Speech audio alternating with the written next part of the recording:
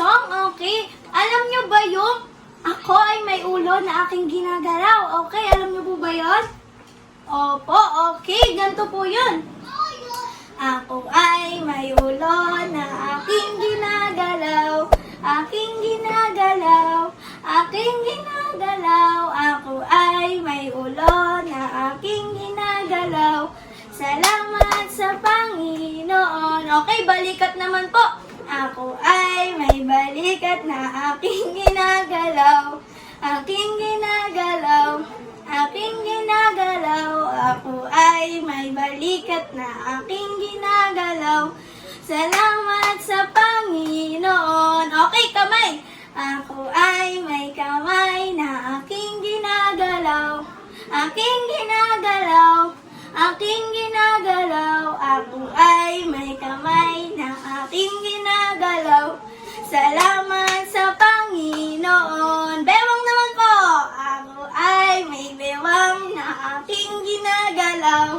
Aking ginagalaw. Aking ginagalaw. Ako ay may bewang na aking ginagalaw. Salamat sa Panginoon. Tuhod. Ako ay may tuhod na aking ginagalaw. Aking ginagalaw. Ako ay may tuhod na aking ginagalaw.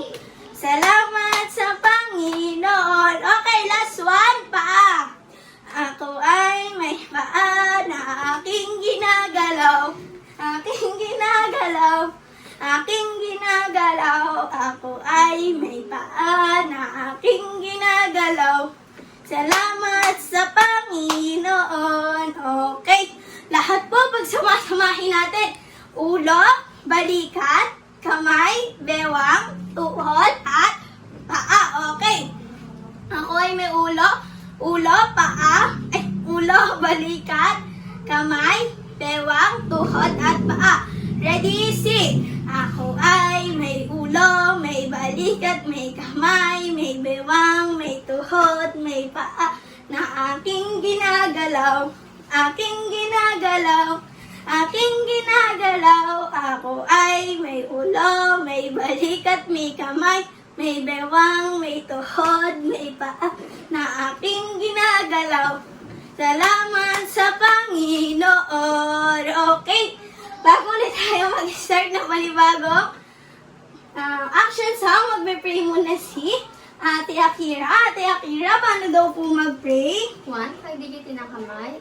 1. Pagdikitin ng kamay. Tuyo ko. Tuyo ko. Pipikit at walang may kipag-usap sa Okay, katabi. pipikit at wala pong makikipag-usap sa katabi.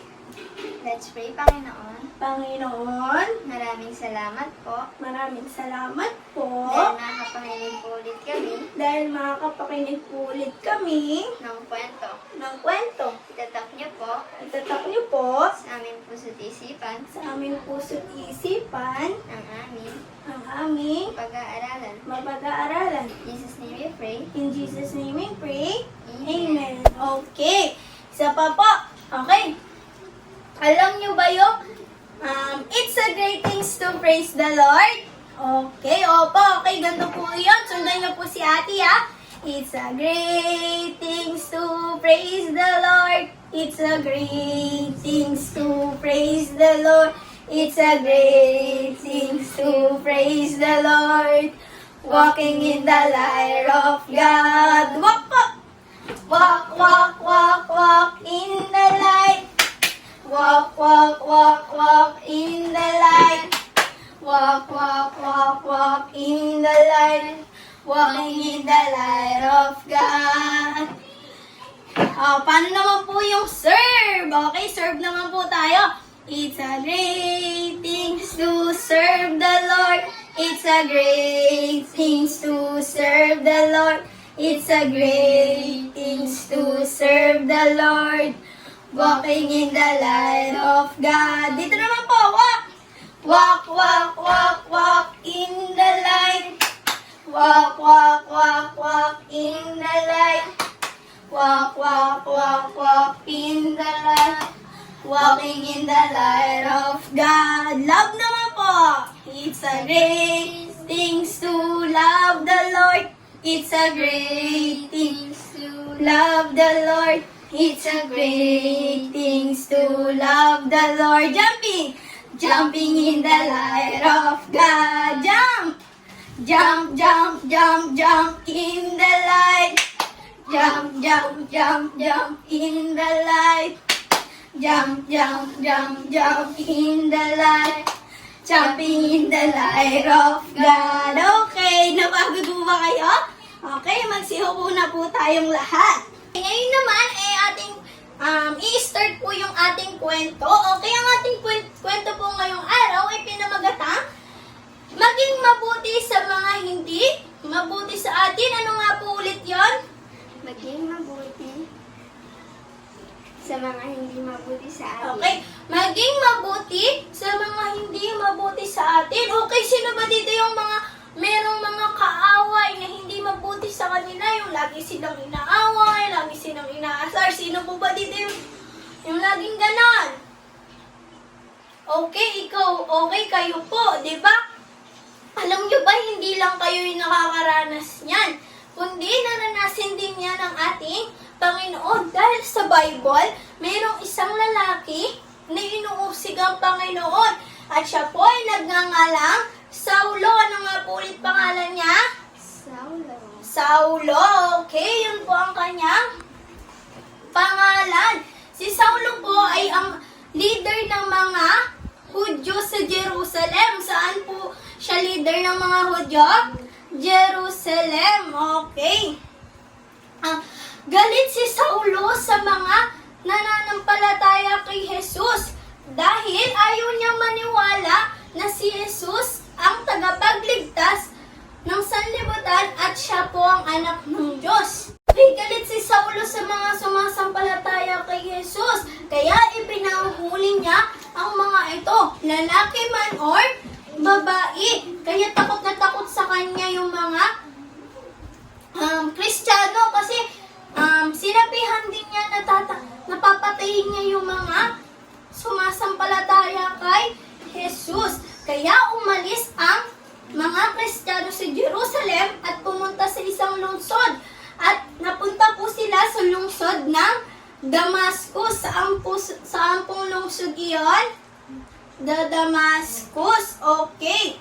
Kaya habang papalapit si Saulo sa lugar ng Damascus ay merong isang liwanag na nagpakita sa kanila na nagmumula sa langit. At natumba si Saulo. Natumba siya dahil sa liwanag na yon. At meron siyang isang tinig na narinig mula sa liwanag. Ang sabi niya sa tinig, Saulo, Saulo, bakit mo ako inuusig? ang sabi ni Saulo, sino po kayo? Ang tanong niya. At muling sumagot yung nasa tinig. Ang sabi niya, Ako si Jesus ang inuusig mo. Tumindig ka at pumasok sa Damascus at doon sasabihin sa iyo kung ano ang dapat mong gawin. okay. Pagkatapos yun, sabihin ng ano na yun, tumindig si Saulo at pagkadilat niya hindi na siya makakita. Kaya inakay na lang siya ng kanyang mga kasamahan papasok ng Damascus. Nanatili siyang bulag sa loob ng 3 araw. Ilang araw po siya maging bulag? 3. Okay, 3 araw po siyang naging bulag. At hindi siya kumain sa loob ng panahon na yon or uminom ng kahit ano paman. Kaya nangihina na si Saulo. At pagkatapos ito, ay nagpakita ang Panginoon sa isang pangitain. Sa isang tao na nagngangalang namang Ananias. Kanino po nagpakita ang Panginoon? Kay Ananias. At kinausap niya sa isang pangitain si Ananias. Ang sabi niya, Ananias, pumunta ka sa kaling matuwid at sa bahay na nagngangalang Judas. kanino po siyang bahay pupunta? Kay Judas. Kay Judas po na bahay. At pagkarating doon ni Ananias, ay pinatungan niya po ng kamay si Saulo. At ang sabi niya, kapatid na Saulo, isinugo ako dito ng Panginoon. Kaya ang narinig mo, tinig mo na habang papunta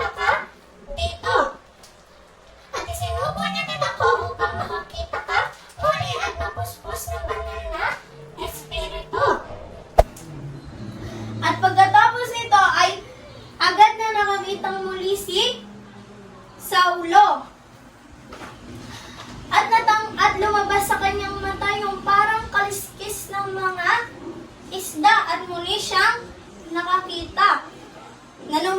Kumain siya at uminom at nanumbalik ang lakas niya. At nagpabautismo siya.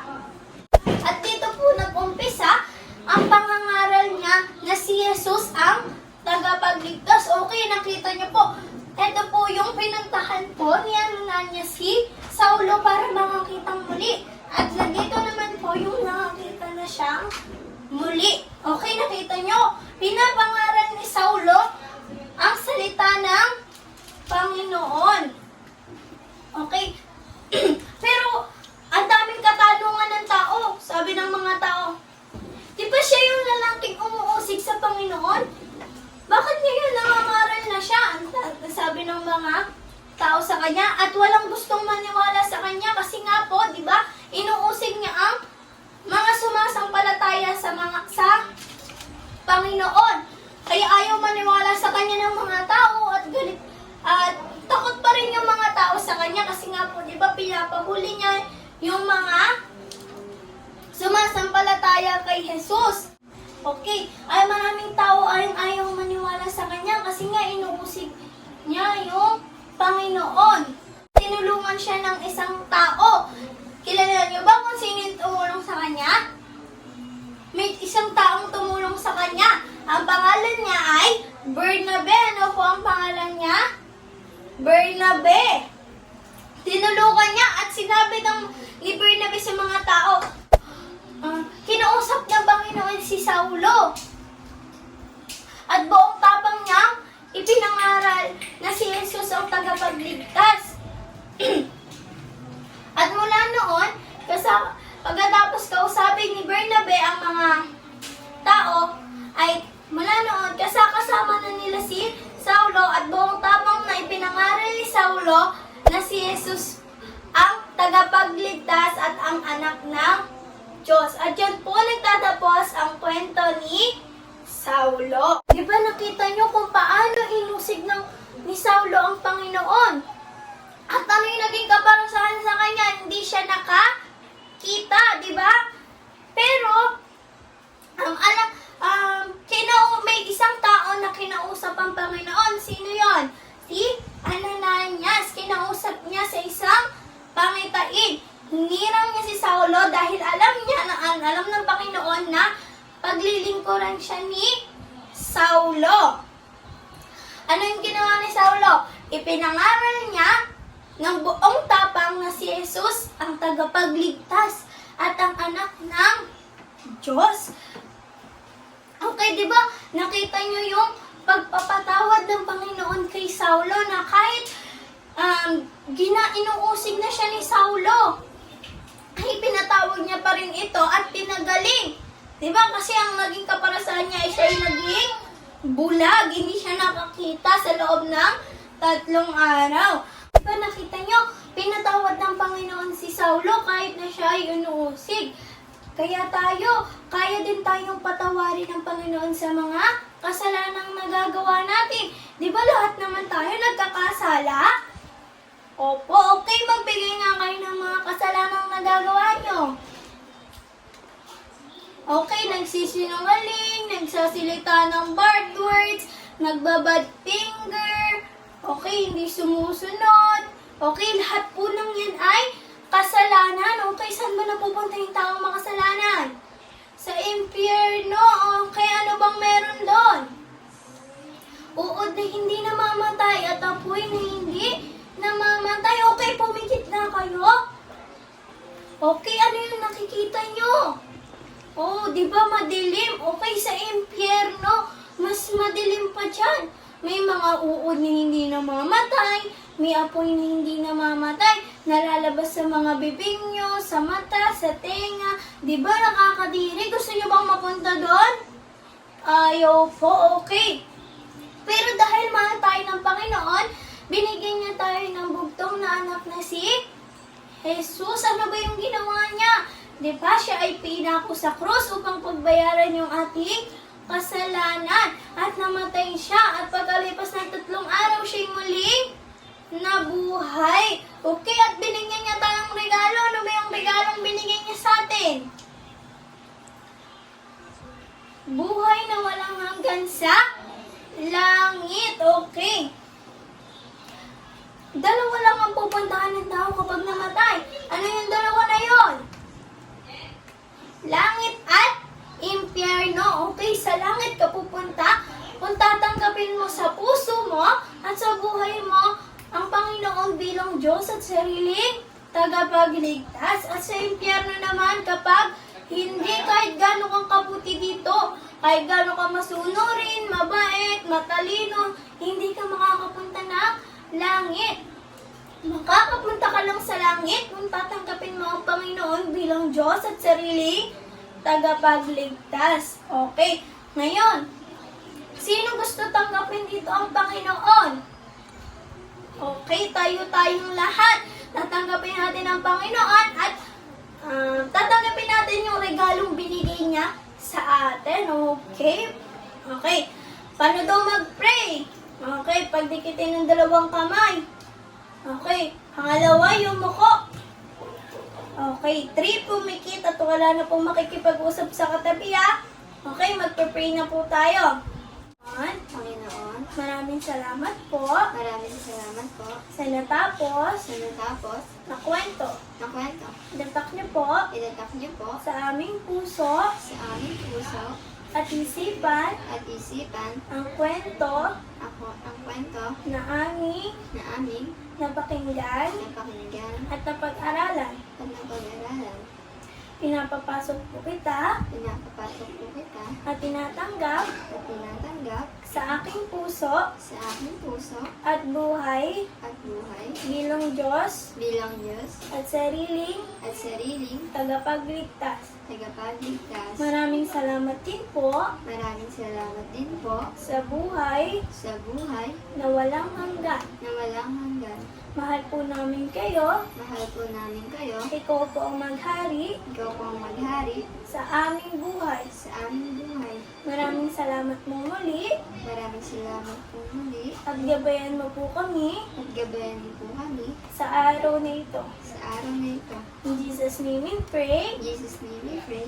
Amen. Okay. Saan natin tinanggap ang Panginoon?